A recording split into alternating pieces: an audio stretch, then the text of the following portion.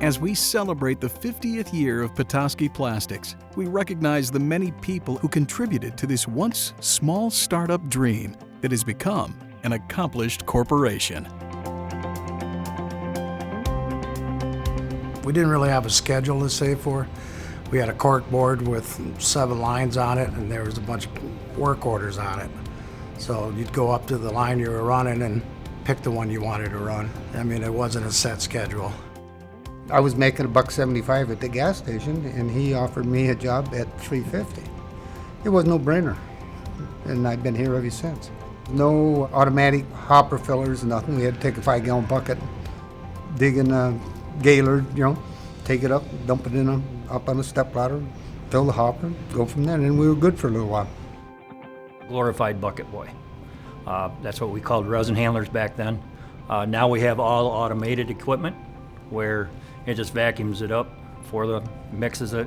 We had to mix it by hand back then, and when we had to string them, if the line went down, you had to climb through the rafters in order to string them. So you had to watch for the screws coming through the roof, and we've come a long way since I started in that aspect. My first day on the job was handing out paychecks to everybody that came in. I kind of got a good rapport with everyone from being able to give them their money every week. There was not very many people in the front office, but then as we grew, people started doubling up in offices, and we had to get portable offices outside the administrative offices.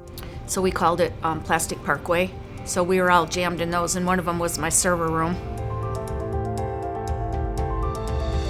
Getting that award was absolutely fantastic. It's truly something to be proud of. It's not one person doing it, it's all the associates on the company that make it what it is. It's changed a lot. We look at where we put in the first line back in 2002 for E1 down in Morristown. You look at that line, then you look at the brand new line we put in for E10, where E1 was 500 pounds an hour excited.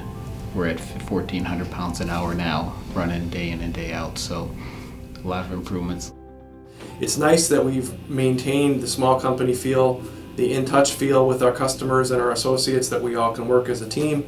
And the one thing that's very nice that hasn't changed is because we are a small company, we are able to get involved in other aspects of the business. It's not just sales. We can kind of wear a lot of different hats and get involved in lots of different areas of the business. A lot of people come in as finished packers and in a short period of time are able to be operators and even supervisors now. So I think that's one of the benefits. I've worked quite a few places, moved to quite a few different towns, and Petoskey Plastics has been the best place I've ever worked for. Petoskey Plastics is always giving us all the advanced technology that we want. They expect results, but they're never afraid to spend money on keeping us in the foreground. Everybody on our team is valued here, and they feel valued here, and that's why we have such a good team. That's what this place is all about. Great stories, great associates, and advancing in the world of manufacturing. From day one, they always ask how my family is, my kids, and so it does feel like a family environment. Everybody gets along. I learn something every day. Even though I've been here for 20 years, I still learn. We're treated like family, and I like that part. It could be anybody. Paul can come in or whatever, and it's like, how you doing, Tom? And he walks down, that doesn't happen anywhere. Or it didn't happen anywhere else where I was at, and even a smaller company. Heart brightened up when I heard that Paul was coming in. He's just so great, love the guy to death.